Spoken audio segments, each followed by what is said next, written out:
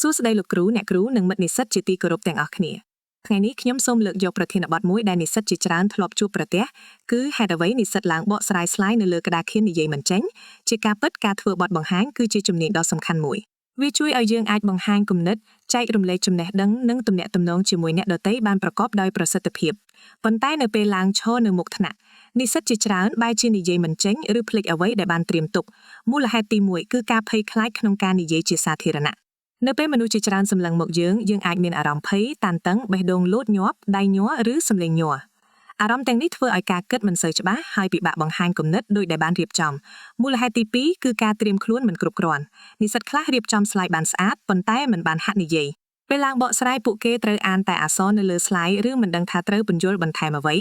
ដូច្នេះការហាត់សមជាមុនគឺសំខាន់ជាងការធ្វើ slide ឲ្យស្អាតតែមួយមុខមូលហេតុទី3គឺមិនទាន់យល់ច្បាស់ពីមាតិកាប្រសិនបើយើងគ្រាន់តែទន្ទិញអត្ថបទដោយមិនយល់អត្ថន័យពេលភ្លេចមួយចំណុចយើងនឹងបន្តនិយាយមិនបានប៉ុន្តែបើយើងយល់ពីខ្លឹមសារពិតប្រាកដយើងអាចពន្យល់ដោយប្រើពាក្យរបស់ខ្លួនឯងបានមូលហេតុទី4គឺខ្វះទំនុកចិត្តលើខ្លួនឯងនិស្សិតខ្លះបារម្ភថានឹងនិយាយខុសឬខ្លាចអ្នកដទៃសើចការគិតបែបនេះធ្វើឲ្យបាត់បង់ភាពជឿជាក់ហើយកាន់តែពិបាកក្នុងការបង្ហាញខ្លួនដូច្នេះតើយើងអាចដោះស្រាយបញ្ហានេះដោយរបៀបណាទី1ត្រូវត្រៀមខ្លួនឲ្យបានល្អសិក្សាមាតិកាឲ្យយល់ច្បាស់និងរៀបចំគំនិតជាលំដាប់ទី2ហាត់សមជាញឹកញាប់អាចហាត់នៅមុខកញ្ចក់ថតវីដេអូខ្លួនឯងឬហាត់ជាមួយមិត្តភ័ក្តិដើម្បីទទួលបានមតិយោបល់និងកែលម្អទី3ត្រូវគិតវិជ្ជមាននិងមានទំនុកចិត្តការធ្វើបទបង្ហាញមិនចាំបាច់ល្អឥតខ្ចោះនោះទេ